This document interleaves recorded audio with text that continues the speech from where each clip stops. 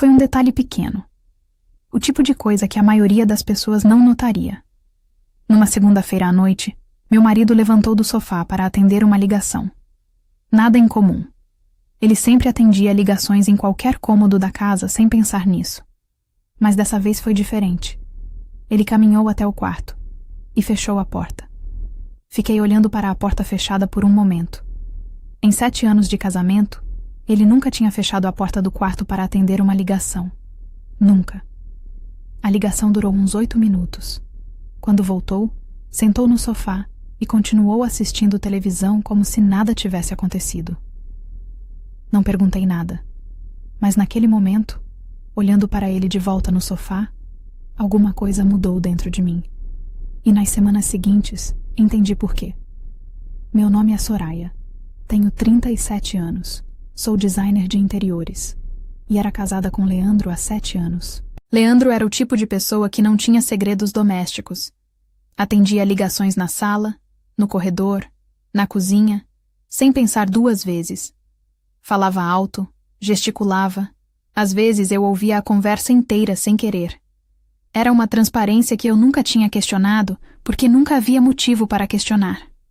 Naquela segunda-feira, pela primeira vez em 7 anos, ele fechou a porta. Um gesto de 30 segundos que reorganizou tudo o que eu achava saber.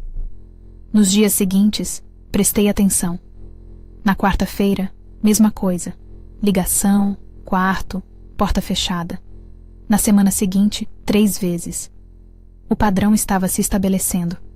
Comecei a observar outros detalhes que antes deixava passar.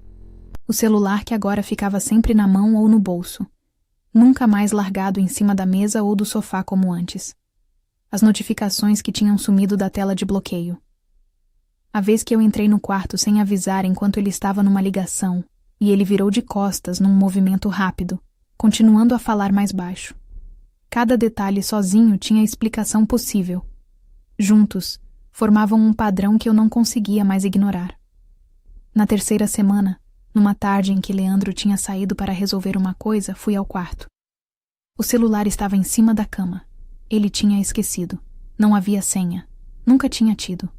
Leandro sempre dizia que não tinha nada a esconder. Fui para as ligações recebidas e efetuadas. Havia um número que aparecia com frequência, sempre nos horários noturnos, sempre nos dias em que ele tinha ido para o quarto atender. O número não estava salvo com nome. Liguei para o número do meu celular. Uma mulher atendeu. Desliguei sem falar. Fiquei sentada na beira da cama por um tempo. Depois fui para a sala, sentei no sofá onde estávamos quando tudo tinha começado e fiquei olhando para a porta do quarto fechada na minha memória. Aquela porta tinha sido o primeiro sinal. Nos dias seguintes, conversei com minha advogada e organizei o que precisava ser feito antes de abrir a conversa com Leandro. Numa quinta-feira à noite, depois que as crianças dormiram, sentei com Leandro na sala. Disse: "Numa segunda-feira, há 3 semanas, você levantou do sofá para atender uma ligação e fechou a porta do quarto." Ele me olhou. "Em 7 anos de casamento, você nunca tinha fechado a porta do quarto para atender uma ligação. Nunca." Silêncio. Nas 3 semanas seguintes aconteceu mais 7 vezes. Sempre à noite. Sempre o mesmo número não salvo. Leandro ficou olhando para o chão. Liguei para o número da lista de chamadas. Uma mulher atendeu. Ele fechou os olhos. Não havia saída construída para essa entrada. Ela tinha começado num detalhe tão específico, tão pequeno, que não havia como fingir que não sabia do que eu estava falando. Quando tentou falar, levantei a mão. "Não precisa me explicar o número. Me conta há quanto tempo." A resposta demorou. Quando veio, o número de meses era maior do que as 3 semanas de porta fechada sugeriam. Havia começado antes. A porta fechada era o sinal de que estava crescendo demais para caber numa ligação atendida no sofá. Disse apenas: "Uma porta fechada." Foi o suficiente para eu prestar atenção. 7 anos e você não sabia disso. Leandro não respondeu. Me levantei. Fui para o quarto. Desta vez fui eu que fechei a porta. Leandro foi embora naquela semana.